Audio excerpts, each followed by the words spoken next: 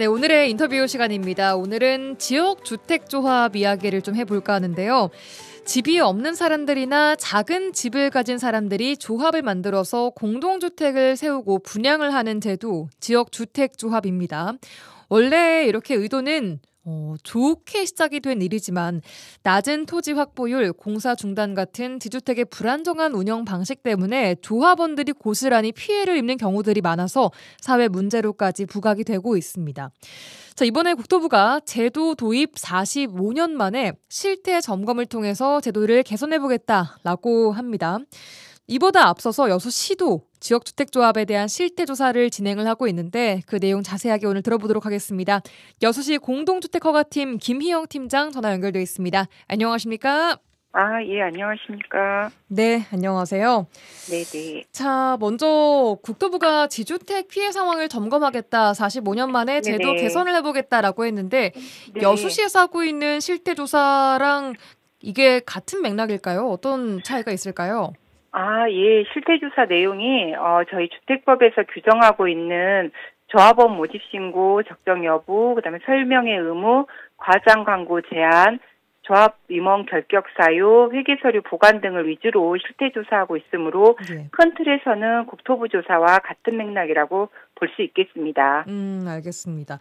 자, 그럼 이 여수시의 자체 실태조사는 언제부터 진행을 해온 거예요? 저희는 2022년부터 자체 실태조사를 시작했습니다. 그럼 한 4년 정도 진행을 해 오신 거고. 네네. 지금까지 파악된 지역주택조합 여수 지역에는 몇 군데나 됩니까? 저희는 11개소인데요. 11군데. 예. 네네네. 11개소고, 조합원 모집 신고가 된 곳이 5개소, 조합 설립 인가를 받은 곳이 6개소가 있습니다. 모집 신고된 곳과 설립 인가를 받은 곳 이 차이가 어떻게 되는지 설명을 조금 더 해주시죠. 조합원 모집 신고는 조합원을 모집하고자 할 때 예. 이제 저희 시에 이제 신고를 하고 모집을 해야 되거든요. 예. 이때는 그 건설하고자 하는 그 사업 부지, 그러니까 주택을 건설하고자 하는 사업 부지의 50% 이상 그 토지 사용에 관한 권한을 확보해야지 조합원 모집 신고를 할 수 있고요. 그다음에 조합 설립 인가는 우리가 이제 추진위원회가 조합원을 모집하고 나서 추진위원회에서 토지를 사용할 수 있는 권한은 80% 이상, 그 다음에 토지 소유권을 또 확보해야 돼요. 토지 소유권은 15% 이상을 확보한 다음에 창립 총회를 거쳐서 우리 시에 인가 신청을 해서 이제 인가를 받는 그런 절차가 됩니다. 그럼 그 6개가 포함되어 있는 그 조합 설립 인가를 받은 곳이 한 단계 더 나아간 조합이라는 거죠? 네, 그렇습니다. 조합 설립 인가를 받은 지역주택조합만이 우리 이제 주택건설 사업의 시행자가 될 수가 있습니다. 그게 여수시에는 6개가 존재하고요. 네네. 알겠습니다. 자, 그럼 지난 4년간 그동안 어떤 사례가 좀 적발됐는지, 또 어떤 부분들을 주로 점검하시는지도 들어볼까요? 저희가 이제 주로 지금 4년간 실태조사해서 점검한 결과를 보면은 매년 한 5개에서 7개 정도 이렇게 좀 적발이 됐습니다. 예. 적발된 사항들을 저희가 보니까 주로 지적사항이 우리 지역주택조합에서는 매 분기별로 실적 보고서를 작성을 해야 됩니다. 예. 분기별 실적 보고서를 작성을 해야 하고 조합원들한테 그 실적 보고를 공개를 해야 돼요. 우리 그 이제 인터넷상으로도 공개를 해야 되고 이렇게 공개를 해야 되는데 이런 부분들이 잘 지켜지지 않은 조합이 많았습니다. 예, 그래서 이제 2022년도에는 저희가 행정지도 위주로 이제 실태조사를 해서 이제 이런 게 법령 위반 사항이니 다음부터 주의해라. 이 법령 위반 사항을 이제 좀 해소를 해서 해라 이렇게 했었는데 지켜지지 않는 경우가 많아서 2023년에는 과태료를 부과를 했습니다. 과태료를 부과를 하고 또 그래도 지켜지지 않는 경우가 많아서 2024년부터는 과태료도 부과하고 저희가 고발 조치도 하고 좀 강력하게 행정 조치를 취하고 있습니다. 예, 실제로 고발이나 과태료 부과까지 간 경우가 1년에 5건에서 7건 정도 된다는 거예요? 네, 그렇습니다. 저희가 보면은 2023년에는 과태료 부과가 7개소가 있었고 2024년은 과태료 부과가 5개소, 그다음에 고발이 7개소가 있었습니다. 그리고 이제 이렇게 좀 강한 행정 조치를 하니까 2025년 상반기, 올해 상반기죠. 올해 예. 상반기는 과태료 부과가 1개소, 고발이 2개소로 좀 많이 좀 개선이 됐다고 볼 수 있겠습니다. 그래도 이렇게 강력하게 처벌을 하기 시작하니까 좀 효과가 조금이나마 나오는 것 같아요. 네, 그렇습니다. 아까 적발된 사례들 이야기해 주실 때, 네. 보고서 작성한 것을 조합원에게 공개를 하지 않는다라는 부분이 네네. 어쨌든 이 사업 진행 과정을 투명하게 조합원들에게 알게 해야 된다라는 걸 중요하게 보시는 거죠? 네, 그렇습니다. 알겠습니다. 자, 그럼 이제 실제 사례들을 좀 중심으로 보고자 하는데, 제가 네. 알기로는 지난 2019년쯤 서교동의 한 지역주택조합이 100억 원대 사기 분양 의혹이 있었습니다. 아직 그러니까 설립 인가나 사업 승인이 나지 않은 상태에서 129억 원을 조합원들이 출자를 했고, 그중에서 89억 원가량을 지출했다가 물의를 빚은 사건으로 알고 있는데, 이 내용 시에서는 좀 어떻게 보고 계십니까? 제가 그 당시에는 그 관련 업무를 담당하고 있지 않아서 자세히 알고 있지는 않습니다만 아마 서교 센트럴 지역주택조합 관련으로 알고 있습니다. 2022년 6월경에 지역 언론사에서 보도한 내용에 따르면 지역주택조합 분양 관련으로 조합원들이 좀 금전적인 피해를 입었다고만 알고 있고요. 또 그 당시 경찰 조사가 이루어졌다는 것까지만 저희가 알고 있습니다. 그리고 지금 해당 조합은 현재 2023년 12월 임시총회를 열어서 사업을 종결하였습니다. 예. 자, 이후에 주택법 개정이 있었던 것으로 알고 있거든요. 내용 좀 짚어주실까요? 저희가 이제 서교 센트럴 지역주택조합이 계기가 되었는지는 잘 모르겠는데 아마 많은 지역주택조합에서 여러 가지 문제가 있어서라고 판단되는데요. 2020년 7월 24일 이후 조합원 모집 신고 시 토지 사용에 관한 권한을 50% 이상 확보하게끔 하고 이게 무슨 얘기인가요? 그 전에는 저희가 2020년 7월 24일 이전에는 토지 사용에 관한 권한 확보 없이 그 조합원 모집 신고가 가능했습니다.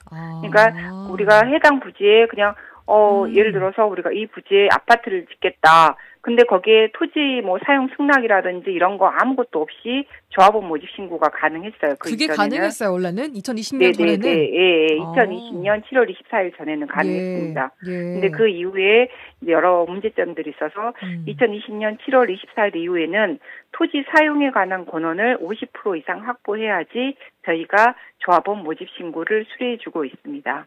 그리고 이제 우리 분양 광고를 할 때, 조합원 모집 광고를 할 때, 이제 설명의 의무. 근데 그 전에는 설명의 의무 이런 거 자체가 없었는데, 이제 설명을 해서, 이제 그 설명을 들었는지, 우리 보험 설명 들었다고. 사인하는 것처럼 저희가. 사인하는 것처럼, 설명의 의무가 들어가 있고요. 그 다음에 또 이제 과장 광고 제한, 여기가 이제 지역주택조합, 여기 관련해서 과장 광고가 되어 있는지 그런 제한도 들어가 있고, 그 다음에 회계 서류를 보관해야 되는, 그 전에는 회계 서류 보관에 관한 규정이 없었거든요. 근데 이제 회계 서류 보관에 관한 규정을 이제 신설하게 되었습니다. 예, 들어보니까 당연하게 지켜져야 되는 규정들이 상당히 좀 늦게 규정화됐다라는 생각이 좀 듭니다. 그랬기 때문에 법 개정 이전에는 이런 법의 허술함을 틈타서 지금보다 더 많은 문제들이 생겼다라고 볼 수 있을 텐데 어떤 부분에서 가장 자주 또 많이 문제가 발생했습니까? 보통 피해가 어디에서 많이 발생하냐면은 조합원 모집 신고가 되었다고 해서 사업 계획이 확정된 것이 아닌데 이제 일반 저희가 이제 광고를 할 때 브랜드 이제 우리 좀 지역에 들어오기 어려운 브랜드 아파트를 시중 가액보다 시중 분양가보다 저렴하게 소유할 수 있는 것으로 이렇게 광고를 많이 해서 이제 일반 시민들을 좀 약간 착각하게 만들어서 나중에 이제 우리 계약하고 나면은 나중에 추가 분담금을 요구하는 그런 사례가 많이 있습니다. 예, 이런 것들은 그럼 분양 사기라고 봐야 되는 거예요?